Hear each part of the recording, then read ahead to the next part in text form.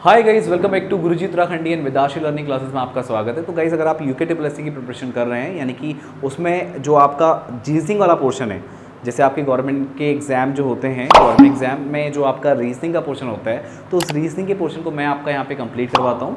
तो यहाँ पे आज का आपका टॉपिक है ब्लड रिलेशन, जिसमें हम इसके एमसीक्यू नहीं करने वाले हैं, बट मैं आपको एक अप्रोच बताने वाला हूँ कि किस तरह से आपको क्वेश्चन को यहाँ पे सॉल्व करना है। तो यहाँ पे जो आप ये एमसीक्यू सॉल्व करते हैं, तो एक चीज़ मैं आपको बता दूँ कि यहाँ पे जो रिलेशन बनते हैं वो दो तरह से बनते हैं। एक तो मम्मी की तरफ से और एक पापा की तरफ से। फॉर एग्जांपल, जैसे मान लीजिए मैं यहाँ पे एक आपको फ्लो चार्ट समझाने की कोशिश करता हूँ, और ये फ्लो चार्ट अगर आपको समझ में आ गया तो आप सारे इसके क्वेश्चन सॉल्व कर सकते हैं। और वो फ्लो चार्ट क्या है, ध्यान से समझने की कोशिश कीजिएगा।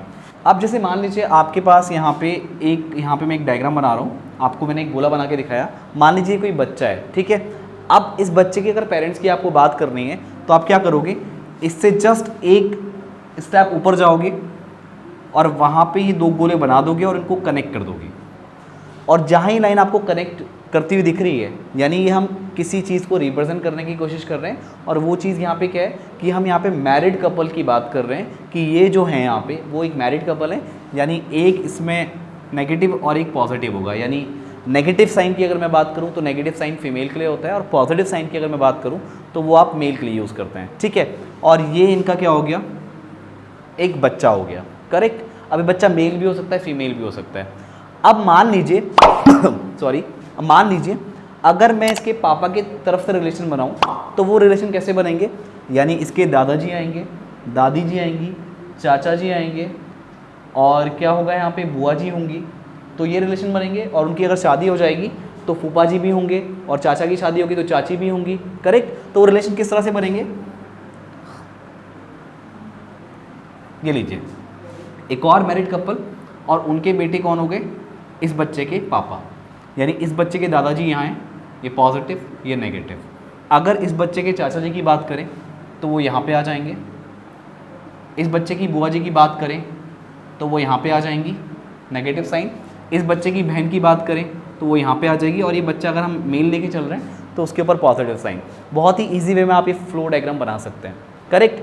और अगर इनकी शादी हो जाए, जैसे मान लीजिए चाचा जी हैं, इनकी शादी हो गई, तो आप इसके बगल में एक और गोला बना देंगे, राइट। अभी मैंने स्पेस नहीं छोड़ा है क्योंकि यहाँ पे मैं आपको एक हल्का सा फ्लो डायग्राम समझाने की कोशिश कर रहा हूँ। बाकी सारी चीज़ें आप कब बनाएंगे, जब आपको क्वेश्चन यहाँ पे दिए होंगे, उस क्वेश्चन के अकॉर्डिंग आपका एक फ्लो चार्ट बनेगा।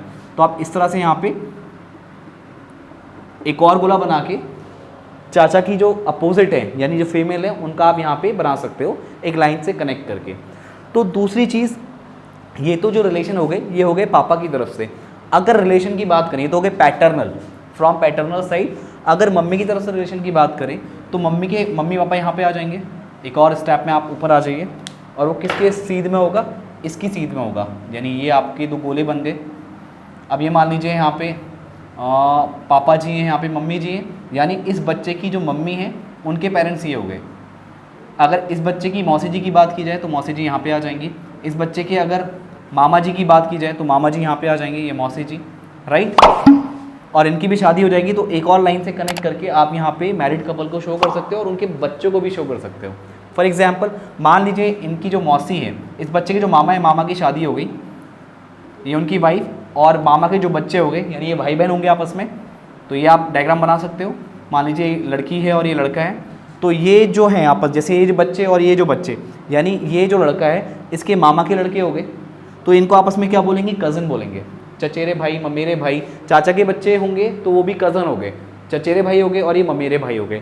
तो हिंदी इंग्लिश में कोई बड़ा इशू नहीं है, बहुत इजीली अगर आप इस कॉन्सेप्ट को समझ जाते हैं तो बहुत अच्छा आप फ्लो डायग्राम ड्रॉ कर सकते हैं, और फ्लो चार्ट के अकॉर्डिंग यहाँ पे आप बहुत अच्छे से अपने क्वेश्चन को निकाल सकते हैं, उसका सॉल्यूशन बहुत आराम से फाइंड कर सकते हैं।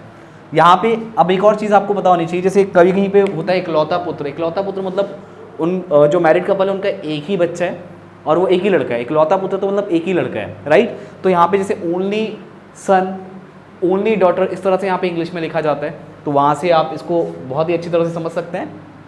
तो ये आपका क्या हो गया, फ्लो चार्ट हो गया। तो यहाँ पे अगर मान लीजिए इस बच्चे की अगर हम बात करें चाची की, तो यहाँ पे मान लीजिए चाचा जी की शादी हो गई, राइट, और उनके बच्चे हैं, ये नेगेटिव ये पॉजिटिव, यानी ये कोई लड़की है ये कोई लड़का है। तो बहुत ही आराम से आप क्या बना सकते हैं, फ्लो डायग्राम बना सकते हैं। राइट। तो ये इस तरह से आपका फ्लो डायग्राम बनता है। तो यहाँ पे आप इस तरह से, यहाँ पे इसमें एक गैप मैं बना देता हूँ, यानी ये जो रिलेशन है ये हो गए फादर की तरफ से, और जो ये रिलेशन बन रहे हैं ये हो गए मदर की तरफ से। और जैसे आपका मान लीजिए अगर इंग्लिश में आप क्वेश्चन सॉल्व करते हैं तो वहाँ पे आंटी जो वर्ड यूज़ होता है वो चाची के लिए भी यूज़ होता है, वो बुआ के लिए भी यूज़ होता है, वो यहाँ पे आपको आंटी जो वर्ड यूज़ करेंगे मौसी जी के लिए भी यूज़ करेंगे। सेम अगर अंकल वर्ड की बात करूँ तो अंकल चाचा जी के लिए यूज़ होता है, फूफा जी के लिए यूज़ होता है, मामा जी के लिए यूज़ होता है, चाचा जी की तो मैंने बताई थी आपको। तो इस तरह से आप यहाँ पे इस रिलेशन को शो करते हैं। और हिंदी में तो और ज़्यादा चीज़ें वास्ट हो जाती हैं, क्योंकि अंकल यहाँ पे कॉमन हो गया, मामा जी चाचा जी सबको आप अंकल बोल रहे हो, फूफा जी को भी अंकल बोल रहे हो।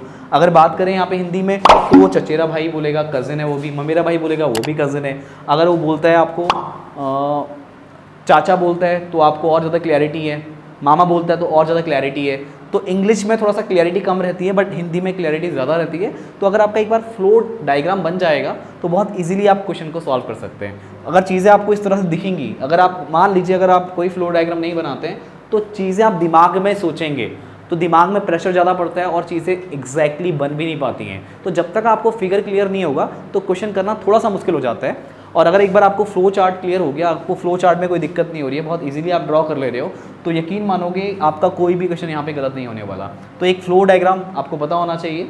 आई होप ये फ्लो डायग्राम आपको समझ में आ गया होगा। अब इसके नेक्स्ट वाले सेक्शन में हम क्या करेंगे, इस फ्लो डायग्राम ये तो हमने समझ लिया है, अब हम नेक्स्ट वाले सेक्शन में बात करेंगे कि क्या चीज़ें हमसे यहाँ पे बिल्कुल तरीके से हो पा रही है फ्लो डायग्राम सीखने के बाद भी, तो वो आपको वहाँ पे और ज़्यादा क्लियर हो जाएगा। तो ये फ्लो डायग्राम के थ्रू सारे क्वेश्चन बन जाते हैं, कोई भी क्वेश्चन आपका नहीं फंसेगा, बहुत इजी वे में आप सारी चीज़ें कर सकते हैं। कभी कभार ऐसे क्वेश्चन आपको देखने को मिलते हैं, लिखा होता है पॉइंटिंग टूवर्ड्स अ लेडी, एक लेडी की ओर इशारा करते हुए एक आदमी ने कहा कि ये जो लेडी है वो मेरे चाचा के मामा के बेटे की बेटी है।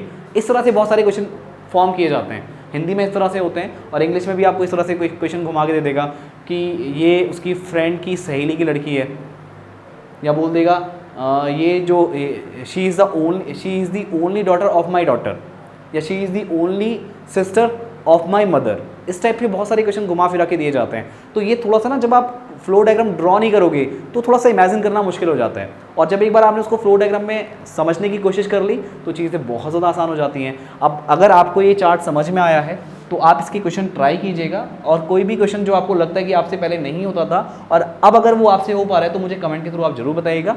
और ऐसे और भी आपको रीजनिंग के टॉपिक लगते हैं कि जो थोड़े से कॉम्प्लिकेटेड हैं तो उनको किस तरह से आसान बनाया जा सकता है, तो उसके रिगार्डिंग आप कमेंट बॉक्स में अपनी चीज़ें लिख सकते हैं। तो आई होप गाइज ये सारी चीज़ें आपको क्लियर होंगी, ये सारी जो मैंने आपको चीज़ें बताई, जो कॉन्सेप्ट बताया फ्लो डायग्राम का, वो आपको क्लियर होगा। अगर अभी भी डाउट है तो प्लीज़ कमेंट करके मुझे ज़रूर बताएं, और किस क्वेश्चन में आपको डाउट आया वो क्वेश्चन भी आप यहाँ पे कमेंट सेक्शन में लिख सकते हैं। जो नेक्स्ट वाली वीडियोस होंगी तो उस क्वेश्चन को मैं यहाँ पे मेंशन जरूर करूँगा। तो गाइज आज के इस वीडियो में इतना ही, मैं मिलता हूँ आपसे नेक्स्ट लेक्चर में।